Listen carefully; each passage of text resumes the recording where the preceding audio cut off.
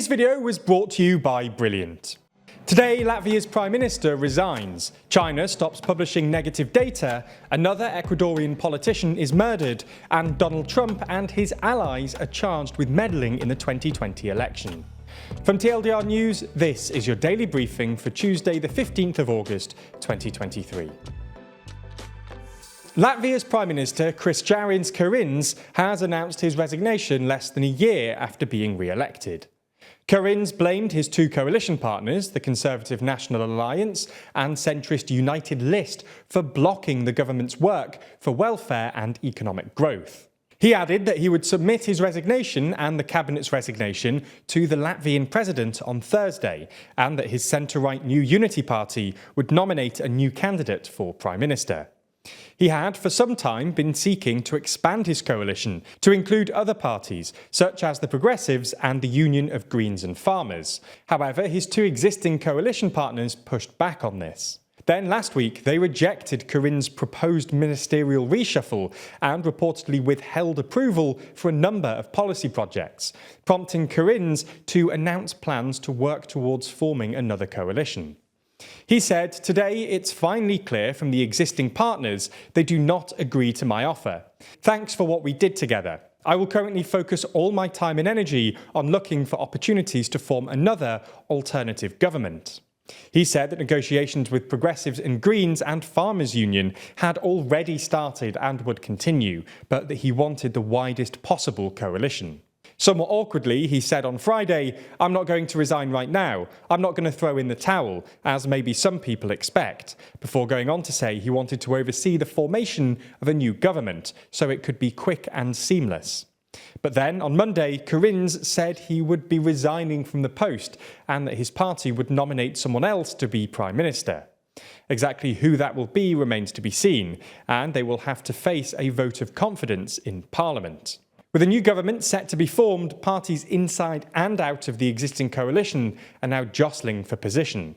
Krišjānis Kariņš has been Prime Minister of Latvia since 2019, meaning he's seen the country through a number of crises, including the COVID pandemic and the Russian invasion of Ukraine. Latvia and Baltic neighbours Estonia and Lithuania have been staunch supporters of Ukraine and have been among the leading voices in pushing the EU and NATO to take tough action against Russia. There's more on the way, but be sure to subscribe and ring the bell to make the daily briefing part of your daily routine, or just search for us on your podcast app to listen along. China says it will no longer publish youth unemployment data, just weeks after the measure hit a record level. The National Bureau of Statistics said from this month it would not publish unemployment data broken down by age, citing a need to further improve and optimise labour force survey statistics.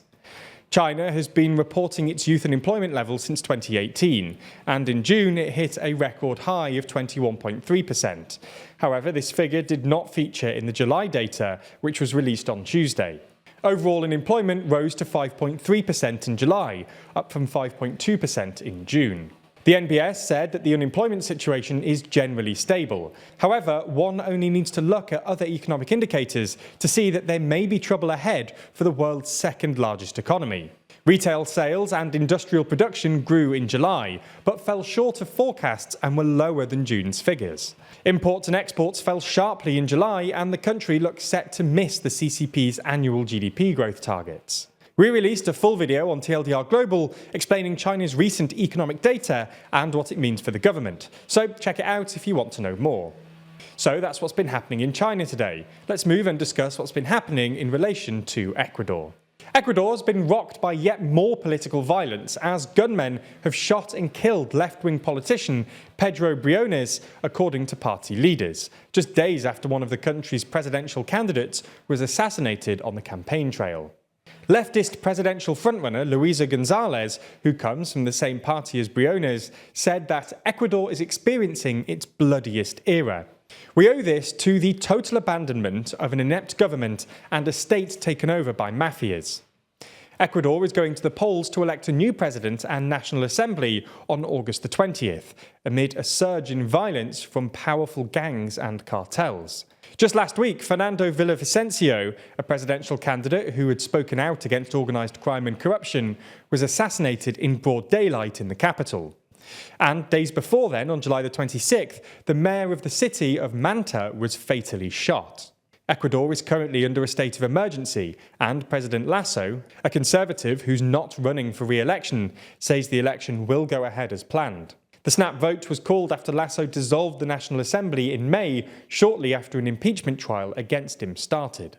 Before we go to story 4, I wanted to tell you that in today's daily discussion, Rory and I discussed the trends in Latin America and the idea of a pink tide in the region.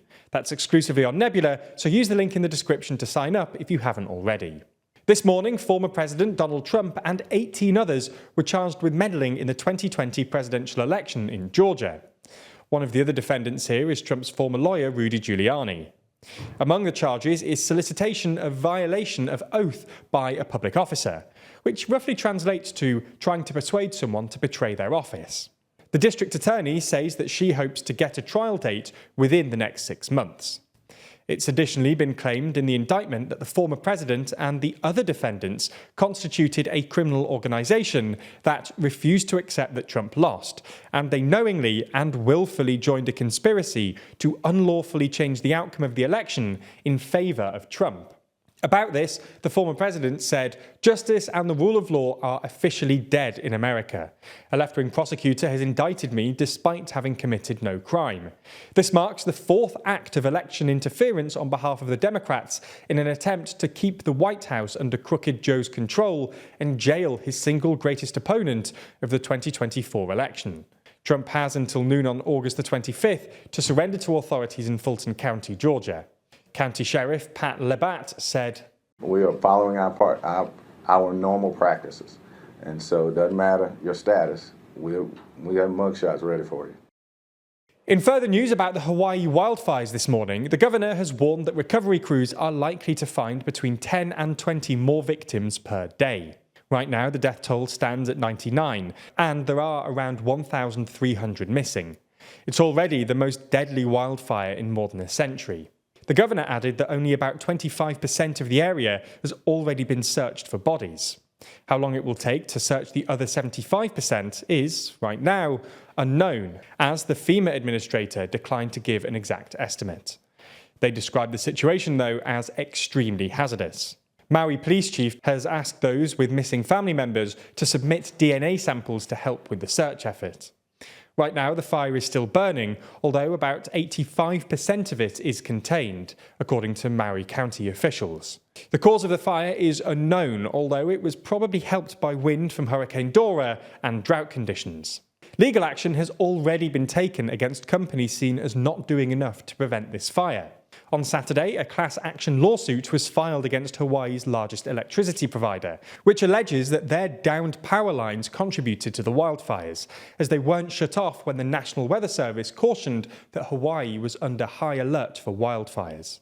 In some final uplifting news, scientists from the Schmidt Ocean Institute have discovered a whole new ecosystem below the seafloor, specifically in volcanic cavities beneath hydrothermal vents. The discovery was made during an expedition when an underwater robot turned over slabs of volcanic crust on the bed of the Pacific Ocean and found veins of subsurface fluids, as well as worms, snails, and chemosynthetic bacteria. Dr. Monica Bright, who led the mission, said our understanding of animal life at deep-sea hydrothermal vents has greatly expanded with this discovery. Back in the 1970s, scientists discovered life around hydrothermal vents at the bottom of the ocean, where they'd previously assumed that no life had existed, but the heat emitted by these vents allow organisms to survive and thrive. Scientists have spent the last 4 or 5 decades studying these vents and the life around them, but this is the first time that they've looked underneath the volcanic crust. As you likely already know, TLDR is all about independent journalism and using facts and data to back up our reporting. We truly believe in the importance of this, and hopefully you do too. As such, we're brushing up on our data and analysis skills to make ourselves better reporters, and we're doing that on Brilliant. They're the STEM learning platform full of all kinds of courses, which can help with improving your career and understanding of the world. For instance, their hypothesis testing course allows us to better analyse claims and test our own assumptions and theories. Or the Predicting with Probability course helped us better understand projections and forecasts, allowing us to better understand when there's something weird going on with official projects. It's not just statistics though. The interactive and engaging courses over at Brilliant can take you through all kinds of important topics from the worlds of maths, data science and computer science. Brilliant have been a long-term supporter of the channel, so if you've ever considered checking it out, we'd really appreciate it if you used our link. That way they'll continue to support us, and perhaps more importantly for you, the first 200 of you will get 20% off Brilliant's annual premium subscription. Thanks for watching, and thanks to Brilliant for supporting TLDR.